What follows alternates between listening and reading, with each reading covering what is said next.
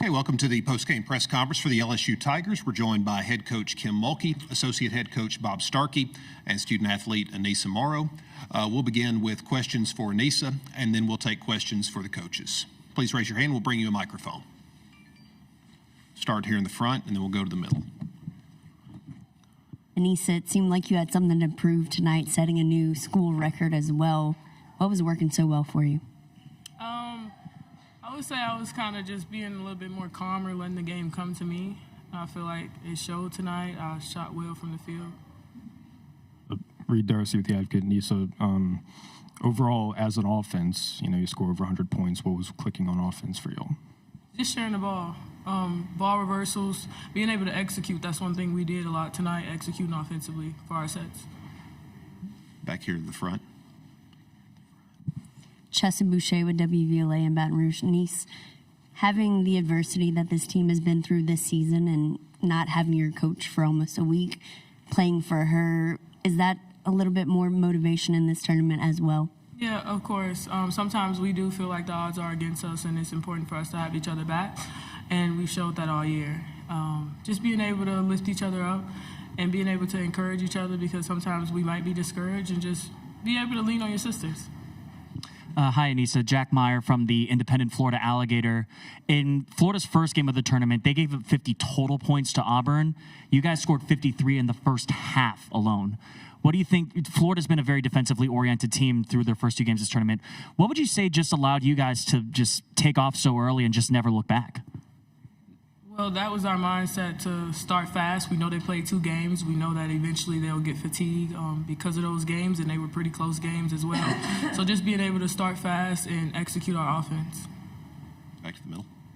What did getting a win tonight do for y'all's confidence? It could have been a 3-game losing streak, but instead you stopped that and get a win. How did that help y'all with your confidence? It's always about the response. You can either be complacent and just take it, or just say, I'm just going to take another loss, or work as hard as you can to achieve the goals that we have set for our team. Any more questions for Anissa? Anissa, thank you. You can be dismissed back to the open locker room. A couple of notes. Anissa set an LSU SEC tournament record with 36 points tonight, and LSU as a team also set a team SEC tournament record with 101 points scored. That's the 12th 100-point game in SEC tournament history. Now we'll take questions for the coaches. Please direct your questions to whichever coach you would like to answer them. Here in the front. Coach Starkey, to have this team ready to roll without Kim, you taking the reins. You're no stranger, though, to taking over when you need to see them come out and play. What did it mean to you as y'all get ready for the NCAA tournament? Well, I think I've been given too much credit. I've been blessed on these few times where I've had to take over to have a really, really good team. The better the players, the better the coach, and Coach Mulkey's given me the blueprint. And the practices were nothing different than whether she was there or whether she wasn't there. So I really think the kids deserve the credit. Easily they could have been distracted, used some of this as excuses, and I was just really proud of how they responded. Go to the middle, Reed. Coach Mulkey, we'll keep you and your family in our thoughts and prayers, but I just wanted to ask, what did this week look like for you? I want to talk about Bob Starkey, and I want you to print it, and I want you to print it big. This man deserves to be in the Women's Basketball Hall of Fame. I've been begging him for years. We have 2 associate head coaches that are in the Women's Basketball Hall of Fame, but not either one of them ever took a team on an interim basis to a Final Four. This man has done that. He's worked for Sue Gunter. He's worked for Chancellor. He's worked for tons of coaches. And for me to go take care of something personal for an entire week, I was where I was supposed to be. I told the President Baylor years ago, if a decision has to be made between my family and basketball, that decision was made a long time ago. He had our team ready to play. They responded to him. They poured water all over him. And I mean that. A lot of coaches are not blessed to have a staff with a Bob Starkey on it. Why he is not already in the Hall of Fame is beyond me. So, what was your question, Reed? My week was awful. My mind still isn't good. I don't feel good, first of all, but we all deal with death. I've dealt with a stillborn grandchild, but I was prepared for that. We're prepared for our parents. We're prepared for our grandparents. It's the unexpected deaths that throw you for a loop.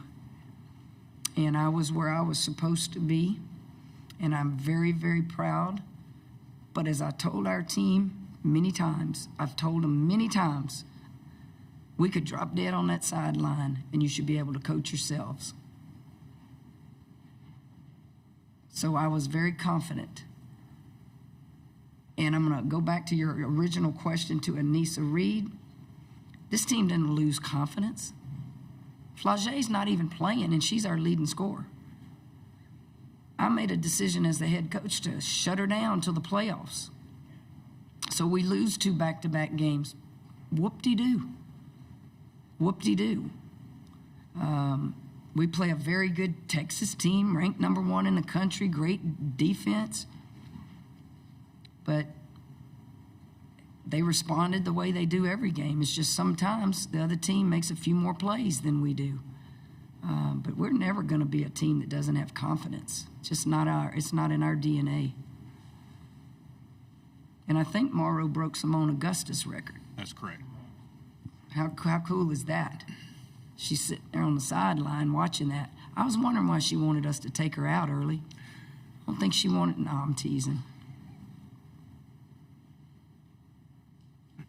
Coach, first of all, thoughts and prayers to you and your family.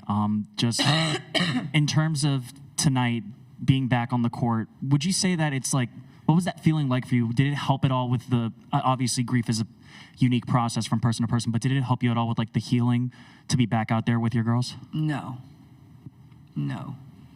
I love this great game of basketball, but it's not more important than the time it takes to heal from an unexpected death. What I didn't want is to be a distraction, and I don't think I was. I think I was the biggest cheerleader. I was able to go back and sit on the middle of that bench and be able to communicate to players in a different capacity. I wasn't coming in here and taking over. Why? Are you kidding me? I told Bob before the game started, you are coaching tonight. You know what you've done all week to prepare our team, and I'm going to be with a few suggestions. I would say a few things, send it down to him, but no. Only time heals your heart. Back to Reed. Coach Starkey, what helped you score so much tonight on offense? I just think our level of execution. I mean, it sounds like a very simplistic approach, but mine and Coach Mulkey's philosophy is the way you practice is the way you play. And we've had some really good practices this week. And like I said, I'm really proud of the kids. Not having Coach Mulkey there was different for them. Learning to play without Flage was different. We worked on different combinations. And they were just super locked in this week. They were easy to coach. It wasn't anything that I did. It was just them, I think, understanding that this is a great challenge and a great opportunity. And if you could have watched us practice the last 3 or 4 days, you would have saw the carryover. I mean, there wasn't nothing special done today that hadn't been done in practice. And hopefully that'll be a good lesson moving forward as we advance in March, that, if we can put a series together in practice, then we can put that type of level of execution out on the floor. In the front. Coach Mulkey, I just want to say thoughts and prayers for you and your family. Coach Starkey, you coached Simone. Niece goes in there and breaks her record. What does it mean as a coach to see someone break someone who is a Hall of Famer? It means I'm the luckiest coach in the world. I've been blessed more than anybody I know to coach some amazing players. And the thing that I would say that makes me the proudest tonight is the happiest person in that locker room was Simone. I mean, that's the kind of person she is. But Nice is just a different kind of player. You know, people ask me about Nice, and I would say if you come to practice, you see the exact same level of intensity, warrior spirit every day at practice. Like, she doesn't know how not to go at that level.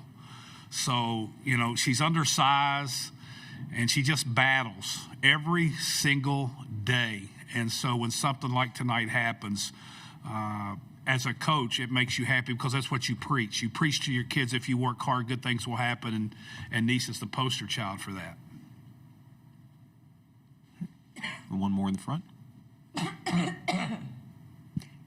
Coach Starkey, are you going to basically do the same thing for tomorrow's game as well, or is Coach Mulkey back to? Well, I'm hoping Coach Mulkey's back.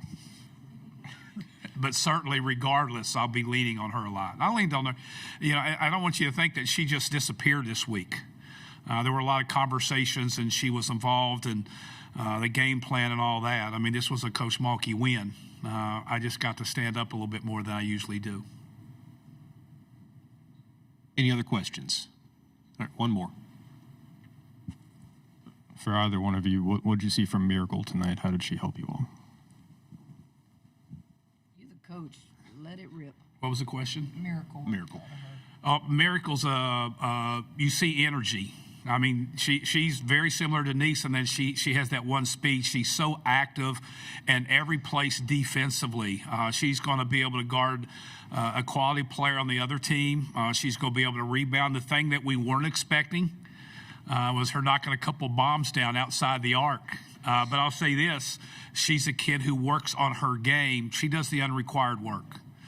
She comes to practice every day, but she's in the gym on her own or with Coach Simone or somebody else working on her game, and she's another kid that you pull for. She just has great intensity, great energy, and is a great teammate. So she's one of those kids you pull for.